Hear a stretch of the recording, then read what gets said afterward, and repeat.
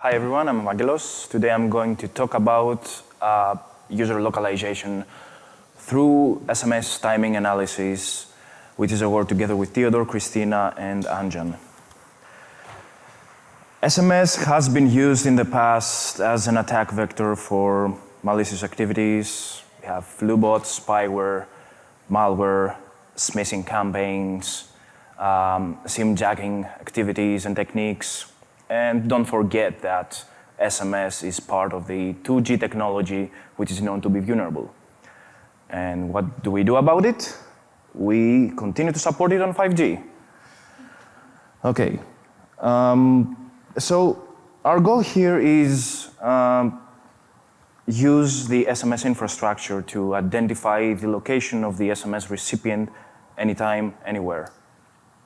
The high-level logic behind this is know the routinely locations of the victim you want to track, know the number, send some silent SMSs to the victim because the victim won't get notifications, receive back the acknowledgements and delivery reports, use them to generate fingerprints per location, and using the fingerprints and ML techniques, eventually predict the location of the victim in real time. For the main contributions, we develop a unique stealthy location identification attack. We have performed a large-scale evaluation, and currently the attack achieves 96% accuracy for international classifications, up to 96, and over 70% for more 70% or more for many national and regional classifications. And of course, we discuss countermeasures against this type of attack. An example here is tracking a diplomat to routine locations. We have the embassy, the presidential residence, a nice island for vacations, and a favorite place to eat, a restaurant, for example, and the attacker collects SMS measurements, which are later used to predict the location of the diplomat. Regarding the network architecture, 2G, 3G, 4G, and 5G, of course, support SMS, and the core network is connected to the SMS sender and the IMS, which are responsible for the SMS process and the, of course, the IP services. So when a device is connected to the core network, it has access to these entities and their services. A brief representation of the SMS exchange starts by sending a message. We have the originator, of course. This message goes to the recipient through the SMS sender. And in the same fashion, we have the delivery report going back to the originator. Our attack process consists of 4 stages. We have the measurement collection. We have a Python script, a program that automates the entire process and controls the SMS application in the Android device, which is an Android app handling the entire SMS exchange, collecting the acknowledgements and deliveries, and performing the calculations. Eventually, we have the measurements for various locations. These are processed, we have the data sets, and then we train the model, and finally, we have the prediction process, which is actually the attack phase. For device types, we have active devices, which disseminate messages. These are attack devices, and passive devices, which just receive messages. For location types, we have fixed positions and areas, which are collections of fixed positions. So SMS timings include different kinds of delays. We take into account UE processing. These can include modem, OS delays. We have propagation delays in the uplink and downlink, routing delays within the infrastructure, and processing delays, for example, when the SMS sender or the IMS process its message and delivery report. Generally, the attacker sends the SMS. The victim is on a different location every time, and the attacker waits for the acknowledgement and delivery report and gets the timestamps from those from those acknowledgements in order to be used later on for the feature generation. In our experimentation, we use 20 silent SMS per hour continuously for some days in order to avoid congestion and spam filtering. We use various times of the day, network configurations, and network loads. We have different locations in Europe, US and UAE. Connection types are typically LTE or 5G with routing modes related to IP or diameter. And finally, we have collected a large number of SMSs throughout our experimentation. The SMS timing features start with the timestamp that I mentioned earlier. On the left, you can see 2 consecutive SMS exchanges. We have the timing for the transmission, send, and delivery. These are initially used for the SMS-specific features. We have 4 features: the duration for the send, for the delivery, the total, and the ratio for the delivery. Then we want to create a pattern between the SMS exchanges, so we leverage the send time and delivery time of 2 consecutive SMS exchanges every time to create 2 additional metrics. In total, we have 6 features, which correspond to 1 fingerprint per location. The attacker, of course, will need to collect more fingerprints. For the machine learning, we utilize the neural network. We perform some kind of manual and automatic hyperparameter tuning to identify the best possible configurations. Of course, we care about location granularity. That's why we create a methodology for the classification, even though it is not mandatory. For example, the attacker can start